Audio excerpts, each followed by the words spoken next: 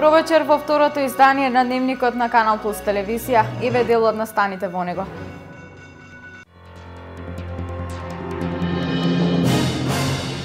Една од најсовремените пристапи во лекувањето на мозочни удари се применува во клиничката болница во Штип. Доколку се примени на време, тромболитичната терапија дава одлични резултати. Комуналниот отпад ги скара советниците на општина Делчево. Полемика за одлуката отпадот од македонска каменица да се прифати и депонира на депонијата во Делчево.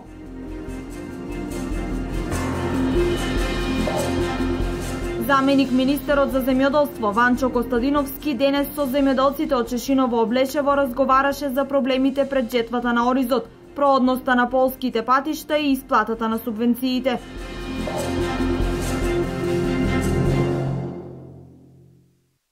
Специјалната јавна обвинителка Катица Јанева денеска до Советот за јавни обвинители достави листа на кандидати кои би работеле во нејзиниот тим за истражување на наводите од прислушуваните разговори. Во листата на Јанева и јавен обвинител од Кочани.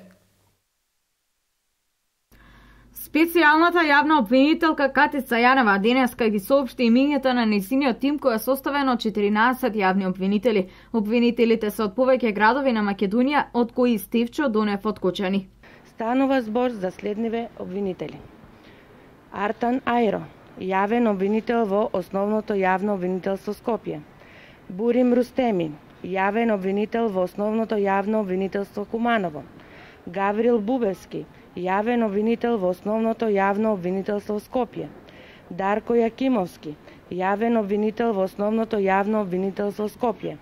Елизабета Јосифовска, јавен обвинител во Основното јавно обвинителство Гостивар. Лејла Кадриу, јавен обвинител во Основното јавно обвинителство Тетово. Ленче Ристоска, јавен обвинител во Основното јавно обвинителство Скопје. Лиле Стефанова, јавен обвинител во Основното јавно обвинителство за гонење, организиран криминал и корупција. Љубомир Лапе, ВД основен јавен обвинител во Основното јавно обвинителство Крива Паланка. Марија Ѓорѓева, јавен обвинител во Основното јавно обвинителство Скопје. Снежана Бундалеска, јавен обвинител во Основното јавно обвинителство Скопје. Стевчо Донев е јавен обвинител од Кочани кој во 2011 година магистрирал на правниот факултет во Кочани при Универзитетот Гоце Делчев на тема организиран криминал и криминално злосторничко здружение во Законот за национално и меѓународно право. Во 2013 година водел предмети за телесна повреда, за шверцување преку граница, за грозување на сигурноста, а во 2015 водел предмет за тешка кражба. 14 јавни обвинители ќе работат на решавање на случајот пуч и прислушување, за кој Јанева има рок од 18 месеци за да покрене обвиненија кои произлегуваат од пуч и прислушуваните разговори. Заменик министерот за земјоделство, шумарство и водостопанство Ванчо Костадиновски денеска имаше средба со земјоделците од Чешиново Облешево. Стана збор за проблемите пред жетвата на Оризот.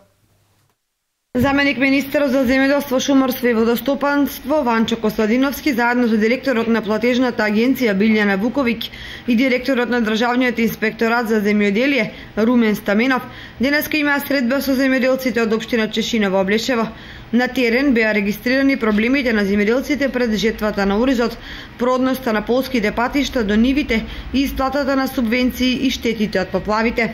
И оваа средба што имам денес со земјоделците од општина Чешиново Облешево е во насока на она што престои, а е поврзано со производството на Оризот, нивната главна дејност од која што екзистираат и од која што остваруваат приходи за прехрана на сопственото семејство, овозможување на средства за инвестиции во образование на своите деца, резултираше со зголемување на површините од 4000 хектари во 2010 година до 5000 хектари во 2015 година. Костадиновски истакна дека исплатата на оштетените семејства од општина Чешиново Облешево, кои се 65 на број, е реализирана според динамиката на исплата, а останува за исплата кај 10 семејства со кои тековно ќе се решава исплатата. Изградбата на браната Речани на Оризарска река, истакна Костадиновски, ќе донесе препород на овој крај во Кочанската котлина. Она што значи инвестиции во водостопанството, како што спомнав, е износ од околу 45 милиони евра инвестиција во изградба на браната на Оризарска река, брана Речани, во која што ќе се инвестираат средства од буџетот преку програмата на владата за инвестиции во водостопанство во износ од околу 40 милиони евра и веќе патот за пристап до брана Речани е започнат и се гради и тоа е во износ од околу 3,5 милиони евра.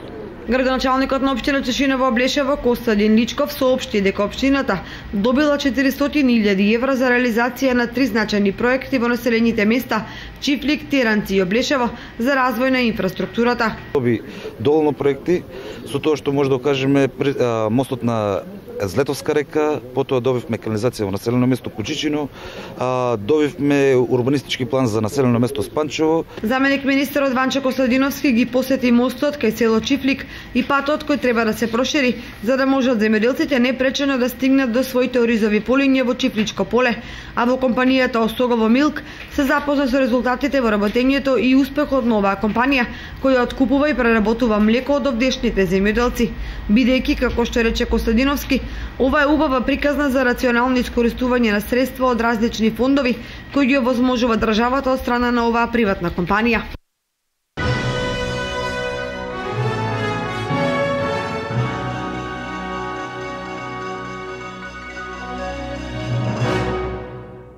Од утре Фондот за здравствено осигурување телефонски ќе ги подсетува хронично болните да одат на лекар. Над 150.000 диабетичари и лица со кардиолошки и невролошки заболувања во државата ќе добијат повик, SMS или порака на мејл за редовни контроли. Стартува владиниот проект Фондот се грижи за хронично болните.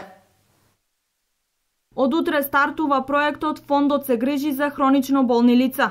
Имено Фондот за здравствено осигурување преку телефонски јавувања за повозрастните, SMS пораки и e-пошта за помладите ќе ги подсетува хронично болните од кардиолошки, бубрежни заболувања и диабетес, кои прегледи треба редовно да ги прават и секако ќе бидат информирани за комплексноста на болеста, со цел да се стопира нејзината можна прогресија. Целата идеја на проектот тоа да го ја подигнеме свеста на овие граѓани за својата заболување, затоа што, иако во моментот овие заболувања можеби кај некои не предизвикуваат големи потешкоти во живењето, сакаме да им кажеме дека доколку не се грижат за своето здравје уште од сега, не примаат дисциплинирано терапија, дека во иднина можат да имаат тешки компликации. Директна комуникација со осигурениците ќе вршат тимови од Фондот за здравствено осигурување на Македонија, која ќе се одвива преку неговиот кол-центар.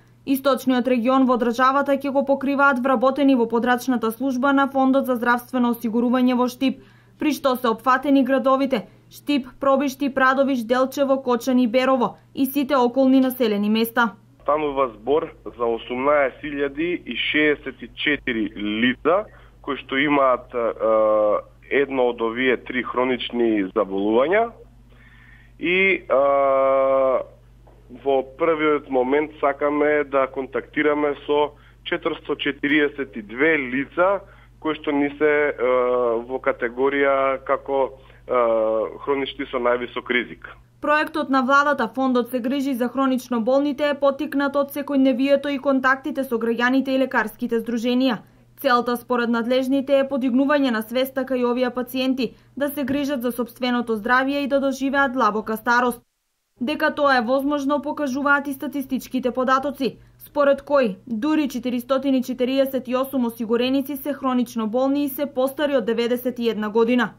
Најкритични се осигурениците на возраст од 50 до 80 години, од кои 76.000 се заболени од кардиоваскуларни болести, 64.000 од диабетес и 3.600 од невролошки заболувања. Тромболитичната терапија е најсовремен пристап во лекувањето на мозочен удар кој се применува најдоцна 4 часа од настанувањето на ударот. Оваа терапија се практикува и во Штипската клиничка болница. Досега кај 20 пациенти интервенцијата помина со одлични резултати.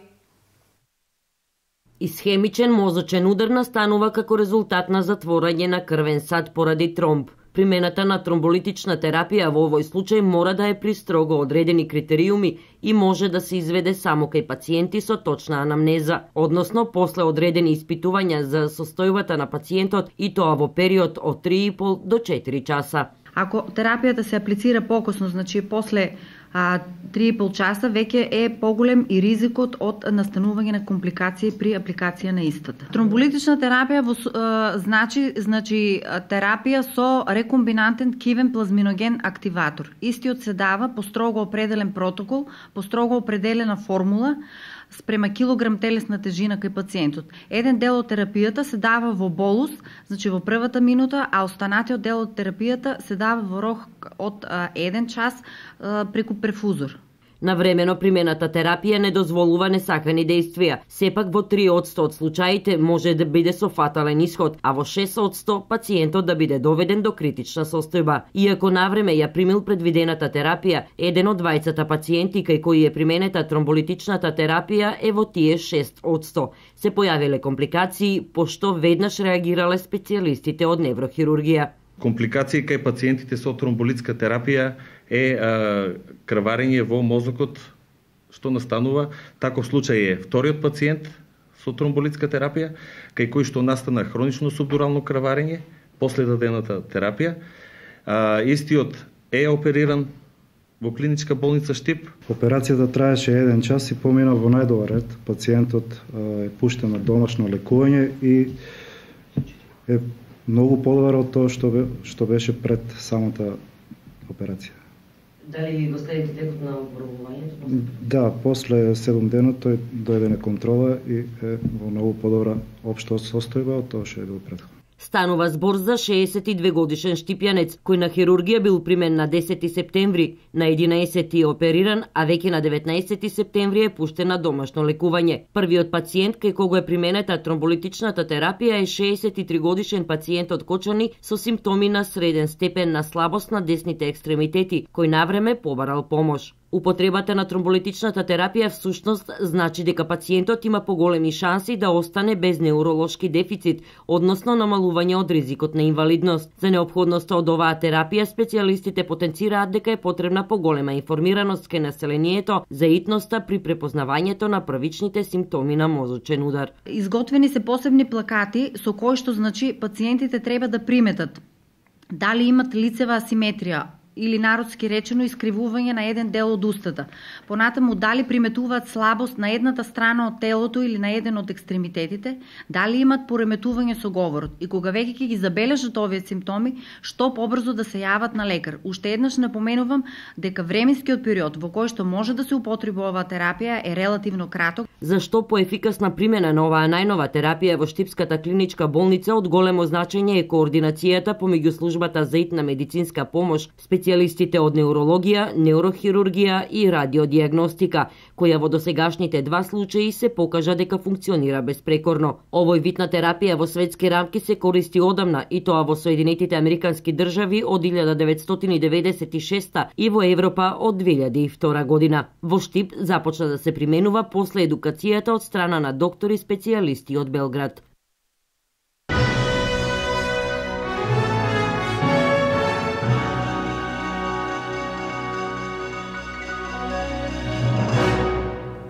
Советот на општина Делчево ја одржа 31-та седница. Најголема полемика предизвика тучката за донесување на комуналниот отпад од Македонска каменица во Делчево. Делчевските советници од Советот на општината ја одржаа 31-та седница. На почетокот беше усвоен дневниот ред од 15 точки, од кои последната беше дополнета на самата седница, откако советниците од Социјалдемократскиот сојуз побараа да се додаде 15-та точка, со која беше утврдено доделување на парични средства за кикбоксинг клубот АС од Делчево за учество на меѓународен надпревар во Србија. Сите 15 точки беа усвоени со мнозинство позитивни гласови, А најголема дискусија отвори првата точка предлог одлука за прифаќање и одлагање на комуналниот отпад од Македонска каменица во општина Делчево. Оваа одлука треба да се донесе како последица на затварањето на времените депонии со донација преку проект од програмата за развој на Источнопланскиот регион и отварање на регионална депонија по 2020 година, истакна градоначалникот Дарко Шехтански. Прво треба да знаеме дека станува збор за времено решение кој треба да трае помеѓу 2016 и 2020 година. После ќе има регионални депонии, во кои што сите тие депонии, да речеме од Источноплански, ќе се носи ѓубрето во една депонија, која што ќе биде за цел Источноплански. Од Европската унија се обезбедени пари за затварање на тие депонии во износ од 16 милиони евра по плански регион.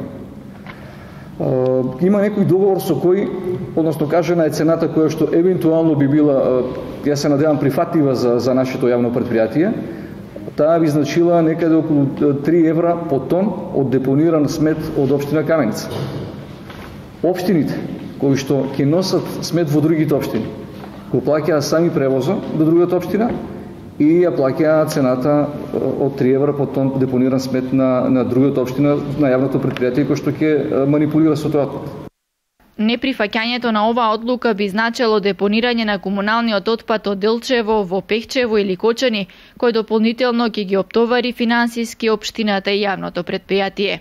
Дел од советниците од Социјалдемократскиот сојуз се јавија за дискусија, кои сметаат дека со донесувањето на комуналниот отпад од Македонска каменица во Делчево ќе дојде до загадување на животната средина. Тие сметаат дека ова не е идеалното решение за доброто на општината. Доколку беше финансиски исплатливо, како општина која што сме во големи долгови, некако и да размислувавме на таа тема, да прифатиме, или да разговараме за да биде отпадот од Македонска каменица депониран во општина Делчево. Вие знаете дека тоа, вака од лаичка гледна точка, не сум стручен по тоа, меѓутоа тој отпад врши загадување и на почвата, и на воздухот, и на подземните води. На 31-та седница усвоени беа и годишните извештаи за работа на двете основни училишта и средното училиште Методи Митевски Брицо, како и нивните програми за работа за 2015-2016 година. Зелено светло беше дадено и за предлог одлуката за проширување и измена на распоредот на средствата на буџетот на општина Делчево и извештајот за извршување на буџетот на општина Делчево за вториот квартал со заклучок за усвојување. Жителите на општина Карбинци со своји идеи за распределба на средствата од општинскиот буџет за идната година. На форумот на заедниците во Карбинци беа истакнати главните комунални проблеми со приоритет за решавање идната година. Во општина Карбинци се одржа првата сесија на форумот на заедници на која за прв пат граѓаните можеа да се изјаснат и предложат на што сакат да се трошат парите од буџетот во наредната календарска година. Форумскиот процес ќе трае до крајот на годината, односно ќе имаме уште покрај ова уште 4 форумски сесии, додека во 2016-та негде при крај на годината ќе имаме и отчетна сесија да видиме што од она што граѓаните го препорачале се и избрале како приоритети се реализирало во текот на таа година. Јас би сакала да ги мотивирам и оние граѓани кои што на оваа сесија не беа да го следат процесот и да се вклучат во истиот. Градоначалникот Минов задоволен од одзивот и од можноста што за приоритетите ќе одлучуваат граѓаните. Целта на програмата Форум на заедници Буџетски форум е планирање на општинскиот буџет за следната 2016 година. Во консултација со граѓаните на општина Карвенци, во зависност од нивните потреби, Буџетскиот форум е најдобра можност општината да покаже високо ниво на транспарентност и отчетност пред граѓаните, како и за подобрување на услугите и потребите на граѓаните. Форумот е извореден начин граѓаните да добијат целосен увид во приходите и расходите на општината и со своји предлози да учествуваат во креирањето на општинскиот буџет за 2016 година. Јавната расправа за буџетот е во организација на општина Карбинци во соработка со Швајцарската агенција за соработка и заедницата на единиците на локалната самоуправа. Започнаа подготвителните активности за асфалтирање на пристапниот пат до еврејските гробишта. Станува збор за заеднички проект на општина Штип и еврејската заедница со поддршка на израелската амбасада. Драган Ристов, портпарол на општина Штип, ги најави идните активности на општината во областа на инфраструктурата за кои е аплицирано до Агенцијата за финансиска поддршка на руралниот развој во Центарот за развој на Источниот плански регион.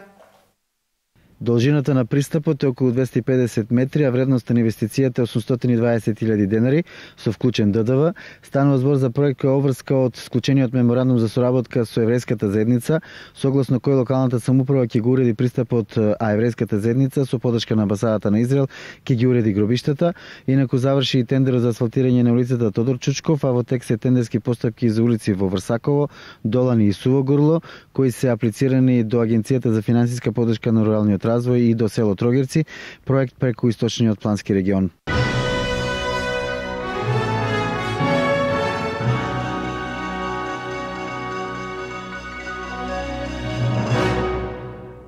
Програмата за зачувување на природата во Македонија во Виница финализира, реализира и зачнува нови проекти во насока на заштита на животната средина.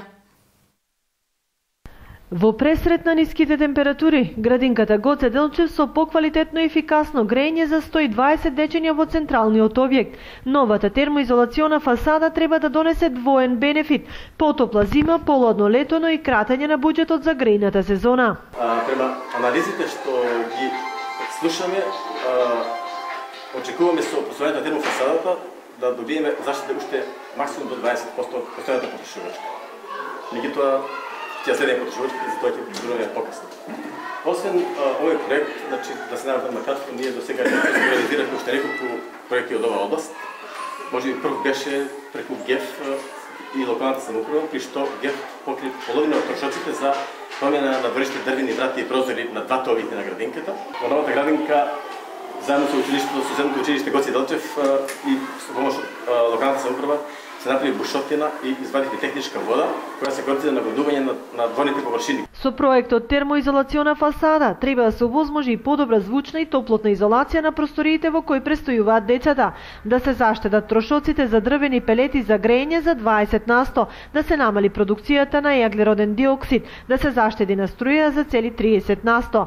Но сите тие ефекти се во насока на подигање на јавната свест и зачувување на природната и животната средина, што впрочем е и крајна цел во реализацијата на проектите од програмата за зачувување на природата. Програмата за зачувување на природата на Македонија продолжува со поддршка на активностите од областа на заштедата на енергија и обновливите извори на енергија во општина Виница, така да еве во најава и во спроведување уште еден проект кој што ние го поддржуваме, тоа е проектот за замена на котелот на нафта со котел на пелети заедно со соработка со општина Виница во основното училиште Славчо Стојменски.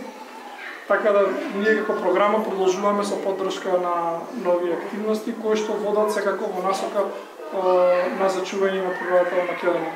Вкупната вредност на овој проект е околу 650.000 денари, од кои 150.000 денари се учество на градинката, а останатите се од програмата за зачувување на природата во Македонија.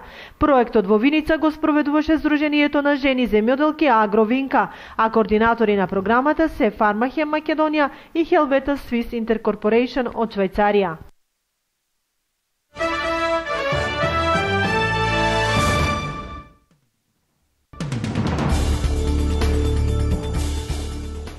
Афганистанските безбедносни сили почнаа операција за преземање на северниот град Кундуз од талибанските борци. Председателот Гани изјави дека безбедносните сили ги преземаат владините згради, додавајќи дека засилувања, вклучувајќи и специјални сили и командоси се во тој регион или се на пат за таму. Министерството за одбрана пак соопшти дека владините сили го зазеле градскиот затвор и полицискиот штаб од талибанските борци. Представници на Русија, Украина и на Организацијата за безбедност и соработка во Европа ОПСЕ синоќа во Минск постигнаа договор за повлекување на оружјето со калибар под 100 мм од линијата на фронтот. Договорот е постигнат во Париз при средба на лидерите на така наречената нормандиска група. Повлекувањето на оружјето ќе почне на 2 октомври и ќе се одвива во 2 етапи. Лидерите на двете сепаратистички области до четврток треба да го потпишат документот со кој се предвидува повлекување на оружјето под 100 мм на 15 км од линијата на фронтот. Српската мисија во Обединетите нации во договор со шефот на дипломатијата Ивица Дачик упати протест на нота до Обединетите нации поради присуството на представници на Косово на соборот за борбата против тероризмот, што го организира Асад. Во Обединетите нации пак истакнуваат дека тоа е приватен состанок кој го организирале САД и поради тоа Косово било третирано како независна држава.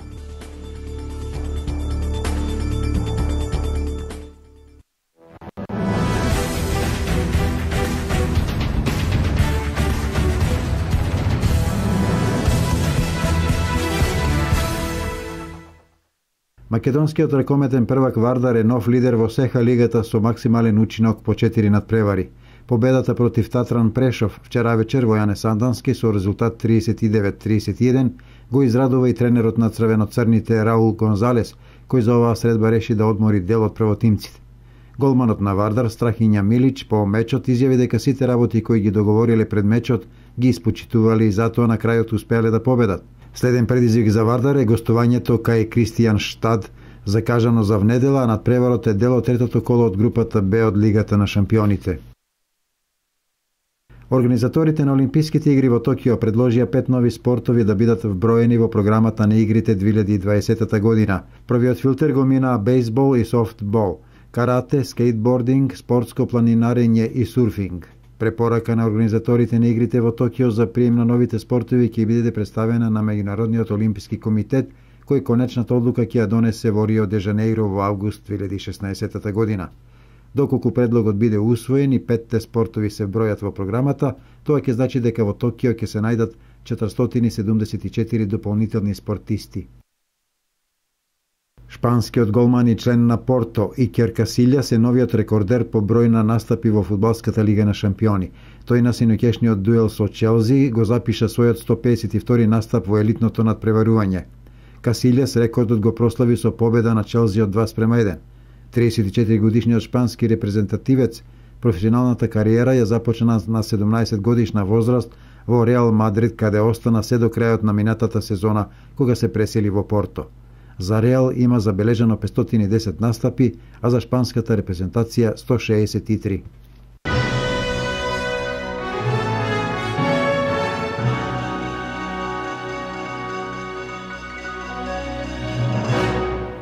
Овде е крајот на дневникот. Ви благодарам на вниманието и ви посакувам пријатна вечер со програмата на Канал Плюс телевизија.